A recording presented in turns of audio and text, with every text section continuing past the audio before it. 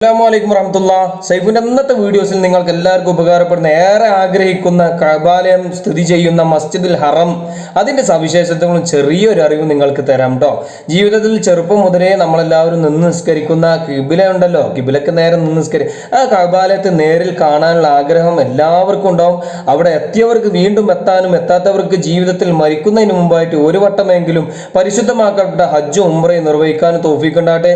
ഒരു റക്അത്തിന് 1,00,000-ന്റെയും 10 ലക്ഷത്തിന്റെ പ്രതിഫലം ഉണ്ടെന്നും പണ്ഡിതന്മാരിൽ അഭിപ്രായ വ്യത്യാസങ്ങളുണ്ട്. അപ്പൊ അതിനെക്കുറിച്ച് നിങ്ങൾ സെർച്ച് ചെയ്യുക. നിങ്ങൾക്ക് ഏതായാലും ഇവിടുത്തെ സവിശേഷതകൾ നമ്മൾ കാണിച്ചു തരാം കേട്ടോ. തിരിഞ്ഞിട്ട് ഒരുപാട് ആളുകൾ കണ്ടവരുണ്ടാവും, ചിലപ്പോൾ സമ്പത്ത് ഉണ്ടായിട്ടും കാണാൻ പറ്റാത്തവരുണ്ടാവും. അപ്പൊ സമ്പത്തില്ലാത്തവരൊന്നും നിങ്ങൾ സങ്കടപ്പെടേണ്ട കേട്ടോ, സമ്പത്തില്ലാത്തവരും സങ്കടപ്പെടേണ്ട.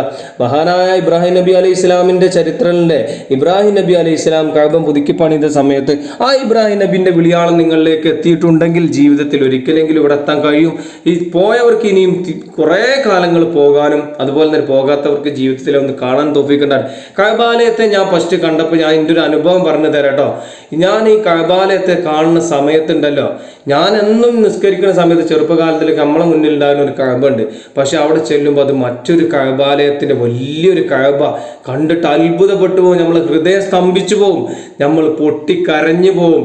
ഈ സമയത്ത് പോകുന്ന സമയത്ത് തന്നെ പിന്നെ ഉസ്താദ് പറഞ്ഞ് കഅബാലയത്തെ കണ്ട് എന്ത് ദുആ ചെയ്താലും അത് സാധിക്കും, ഭൗതികപരമായിട്ടും ആഖിറപരമായിട്ടും ഒക്കെ. പക്ഷെ ഭൗതികമൊക്കെ നമ്മൾ ഇവിടെ ഇട്ട് പോകേണ്ടതല്ലേ, ദുനിയാവിലെ സമ്പത്തൊക്കെ ഇവിടെ ഇട്ട് പോകേണ്ടതാണ്. പിന്നെ മറ്റുള്ളവർക്ക് തല്ലൂടാനുള്ളൊരു അവസരമല്ലേ. അപ്പൊ അതിലാറെ നിങ്ങൾ കഅബാലയം കാണുമ്പോൾ നിങ്ങൾ എന്ത് ദുആ ചെയ്യണം? കഅബാലയത്തെ കണ്ട ഈമാൻ കിട്ടിയുള്ള ഒരു മരണം മുത്തറസൂലുള്ളാഹിന്റെ ശഫാഅത്തിൽ പങ്കാളികളാകാനും അതിൽ നമുക്കൊരു ഇടം കിട്ടാൻ വേണ്ടിയിട്ടും അതുപോലെ തന്നെ നമ്മളെ മാതാപിതാക്കൾക്കും മക്കൾക്കും ഭാര്യക്കും കൂട്ടുകുടുംബങ്ങൾക്കും ആരോഗ്യം ദീർഘായുസ്സും ഇതുപോലെ ഇവിടെ വരാനും അതുപോലെ തന്നെ ഈമാൻ കുട്ടിയുള്ള മരണം പോലെ തന്നെ ഇസ്സത്തുള്ള ഒരു ജീവിതത്തിന് വേണ്ടി നിങ്ങൾ ദുആ ചെയ്യുക, തീർച്ചയായിട്ടും സഫലമാകും. സമ്പത്തിന് വേണ്ടി ദുആ ചെയ്തവർക്കും സമ്പത്ത് കിട്ടിയിട്ടുണ്ട്. പക്ഷെ സമ്പത്തൊക്കെ നമുക്ക് ദുനിയാവിന്റെ മോടിപ്പെടുത്തലിനല്ല, അതൊക്കെ അവിടെ ഇട്ടങ്ങോട്ട് പോവാം. അപ്പൊ ആഖിറത്തിലേക്ക് ദുആ ചെയ്തോളി, സ്വർഗം കിട്ടാൻ ദുആ ചെയ്തോളി. അങ്ങനെ ഇവിടുന്ന് തവാഫൊക്കെ കഴിഞ്ഞിട്ട് ഞങ്ങൾ ഇങ്ങനെ പോയിട്ടോ, പോണ വഴിക്ക് നിങ്ങൾക്ക് ഞാൻ കാണിച്ചു തരാം. ഒരു ഫില്ലർ കണ്ട, ഇതിന്റെ മുകളിലൊക്കെ ഞാൻ കയറാൻ കഴിഞ്ഞു. പക്ഷെ ആ എന്താണെന്ന് ചോദിച്ചാൽ മുത്ത് റസൂലുള്ളാഹി സ്വല്ലല്ലാഹു അലൈഹി വസല്ലം തങ്ങൾ അവസാനമായി ഹജ്ജത്തുൽ വദാഇന് പ്രസംഗം നടത്തിയ വിടവാങ്ങൽ പ്രസംഗം നടത്തിയ ആ മലയും പിന്നെ അതാണ് സൂചിപ്പിക്കുന്നത്. ആ മലയിൽ വെച്ചിട്ടായിരുന്നു. അതിൻ്റെ അവിടെ ഒരു ഫില്ലർ ഉണ്ടായിരുന്നു, കുറേ എഴുത്തൊക്കെ ഉണ്ട് കേട്ടോ. ആളുകൾ അങ്ങനെ ചെന്ന് എഴുതുന്നുണ്ട്. അവിടെ എഴുതാൻ പാടില്ല, അങ്ങനെ എഴുതിയിട്ട് പാകിസ്ഥാനികളൊക്കെ ഒന്നായിട്ട് ചെന്ന് ഇടങ്ങാറാക്കിയിട്ട് അത് പൂട്ടലാക്കിനു. ഈ പ്രാവശ്യം ഞാൻ പോയപ്പോൾ അത് തുറന്നിക്കണ്. പക്ഷെ വീണ്ടും അവിടെ എഴുത്തുണ്ട്, പല ആളുകളും വന്ന് എഴുതുന്നുണ്ട്. നമ്മളും എഴുതി പോകും, പക്ഷെ അവിടെ എഴുത്ത് പാടില്ല എന്നാണ്. എന്താണ് അതിൻ്റെ പൊരുൾ എനിക്കറിയില്ല. അങ്ങനെ ഞങ്ങളിങ്ങനെ പോയപ്പോൾ നിങ്ങൾക്ക് ഒരു കാര്യം കാണിച്ചാൽ, ഈ റോഡ് സൈഡിലൊക്കെ കണ്ടില്ലേ ഒരുപാട് മെറ്റലില്ലേ, നമ്മളെ കണക്കിൽ ചിപ്സ് ചെറിയ ചീള് മെറ്റൽ ഇട്ടിക്കണം. ഇത് എന്തിനാ അറിയോ? ഇത് ജംറയിലേക്ക് കല്ലെറിയാൻ കേട്ടോ. ഇബിലീസിനെ കല്ലെറിയാന്ന് കേട്ടിട്ടില്ലേ? മീനായിലും ജംറയിലൊക്കെ കല്ലെറിയാന്ന് കേട്ടിട്ടില്ലേ? ആ പിന്നെ കല്ലെറിയുന്നതാണ് ഈ കല്ലുകൾ. ഇപ്പോൾ ഹജ്ജിന് അതൊക്കെ കിറ്റായിട്ട് തന്നെ ഉണ്ട് കേട്ടോ. അവിടെ നിന്ന് പോകുന്നിങ്ങനെ സമയത്താണ് ഞാൻ ഈ മതിലുകൾ കണ്ടത്. ഞാൻ ഉസ്താദിനോട് ചോദിച്ചു, ഉസ്താദ് ഇത് എന്താണെന്ന് ചോദിച്ചു. അപ്പോൾ എന്നോട് പറഞ്ഞു അതാണ് ഐൻ സുബൈദ്. അപ്പോൾ സുബൈദ് റളിയല്ലാഹു അൻഹു പിന്നെ 6000 കിലോ സ്വർണം വിറ്റിട്ട് നിർമ്മിച്ചതാണ്. ഇതൊരു കനാലാണെന്നും പറഞ്ഞു. തായിഫിൽ നിന്ന് മക്കയിലേക്ക് കൊണ്ടുവന്ന കനാലാണ്.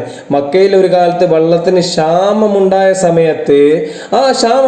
സമയത്ത് അവിടെ നിന്നും തായിഫിൽ നിന്ന് വെള്ളം കൊണ്ടുവന്നതാണ്. ഇതിന് 6000 കിലോ സ്വർണം അന്നത്തെ കാലത്ത് വിറ്റിങ്ങാണ്ടാണ് ഇത് ഉണ്ടാക്കിയത്. മഹദിയായ ഖദീജ ബീവിന്റെ സമ്പത്താണല്ലോ ഇസ്ലാം വളരാൻ വേണ്ടിയിട്ട് തന്നതില്ലേ. അതുപോലെ തന്നെ അബൂബക്കർ സിദ്ദീഖ് റളിയല്ലാഹു അൻഹു സമ്പത്ത് കൊണ്ട് ഇസ്ലാമിനെ പടുത്തുയർത്തത്. ഇസ്ലാമിൽ നിന്ന് ആദ്യമായിട്ട് ഇസ്ലാം സ്വീകരിച്ച ഒരു വനിതയുണ്ടെങ്കിൽ അത് ഖദീജ ബീവിയാണ്. ഇസ്ലാമിലേക്ക് ആദ്യമായിട്ട് സമ്പത്ത് കൊണ്ട് റസൂലുള്ളാഹിനെ സപ്പോർട്ട് ചെയ്തും റസൂലുള്ളാഹിലേക്ക് സമ്പത്ത് മക്കത്തെ രാജ്ഞിയാകുന്ന ഖദീജ ബീവി എല്ലാ സമ്പത്തും കൊടുത്ത് ലാസ്റ്റ് മരിക്കുന്ന സമയത്തിലെ കഫൻ തുണിയിൽ ഇവരെ ഓട്ടയായിരുന്നു. കാരണം അതുവരെ അത്രക്കും ദരിദ്രത്തിലായിട്ട് മരണപ്പെട്ട എന്താ സ്വർഗം പുലുകാൻ റസൂലുള്ളാഹിനെ സഹായിച്ചു. അപ്പൊ നമുക്കൊക്കെ ഒരു 10 ഉറുപ്പ്യ ഈ ദീനിന് വേണ്ടി കൊടുക്കുമ്പോൾ വലിയ ബേജാറായിട്ട് ഒരു കാര്യമില്ല. ആഖിറത്തേക്ക് വേണ്ടി കൊടുത്തോളിയും. ഈ ദുനിയാവിൽ നഷ്ടപ്പെട്ടതേ ആഖിറത്തിലേക്ക് നമുക്ക് മുതൽക്കൂട്ടുണ്ടാവുന്ന ഒറ്റ ചിന്ത മതി. അതുപോലെ തന്നെ ഇസ്ലാമിലേക്ക് ആദ്യം കടന്നു വന്നതാണ് അബൂബക്കർ സിദ്ദീഖ് റളിയല്ലാഹു അൻഹു. ആ അബൂബക്കർ സിദ്ദീഖ് റളിയല്ലാഹു അൻഹുവിന്റെ സമ്പത്താണ് ഇസ്ലാമിന്റെ വളർച്ചയ്ക്ക് ഉണ്ടായിരിക്കുന്നത്. അപ്പോൾ ഈ അബൂബക്കർ സിദ്ദീഖ് റളിയല്ലാഹു അൻഹു ഖദീജ ബീവിന്റെ ഒക്കെ പാട്ടുകൾ പാടുമ്പോൾ കോപ്രായ ഡാൻസുകൾ ചെയ്യുന്നവരെ ഒന്ന് ഓർത്തോളി, അത് നിങ്ങൾക്ക് തിരിച്ച് ആപത്തായിട്ട് വരും. അതും പറഞ്ഞു തരാം. അപ്പോൾ ഇതുപോലെ നല്ല നല്ല അറിവുകളുമായിട്ട് നിങ്ങളുടെ മുമ്പിലേക്ക് വരാൻ എനിക്കും അത് കേൾക്കാൻ നിങ്ങൾക്കും തൗഫീഖ് ഉണ്ടാകട്ടെ. ഒരിക്കൽ കൂടി അസ്സലാമു അലൈക്കും വറഹ്മത്തുള്ളാഹി. അപ്പോൾ എല്ലാവർക്കും നല്ലൊരു നന്മ നേരുന്നു.